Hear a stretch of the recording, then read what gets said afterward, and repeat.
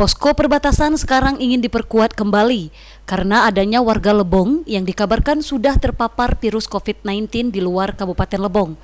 Akan tetapi sampai sekarang ternyata penjagaan masih tetap longgar dan bahkan minim penjagaan.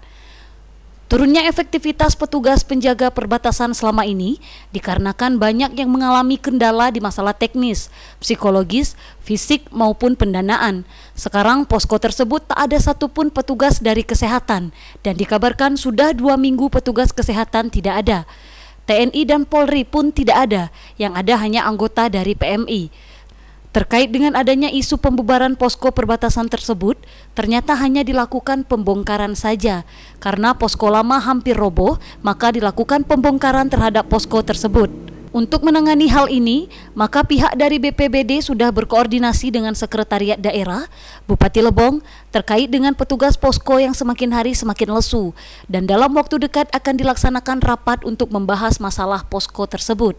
Dalam waktu singkat ini kita semacam rapat besar ya, apa terkait yang jelas itu isi itu kan evaluasi ya, mudah-mudahan nanti kita ambil dari OPD terkait bagaimana nanti disampaikanlah di waktu rapat. Apa memang tidak mampu lagi tidak ini lagi ya, sampaikan alasannya, mungkin kita langsung pembubaran.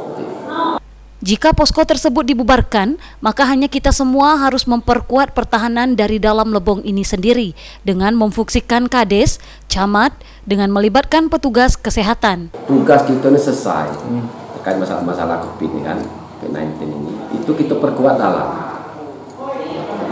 Kita fungsikan kades yang kita beritahu warganya, kemudian camat, tergabunglah dalam ini, dalam tim dalam yang mungkin dikemana langsung nanti Dinkes ya, masuk di Puskesmas ada.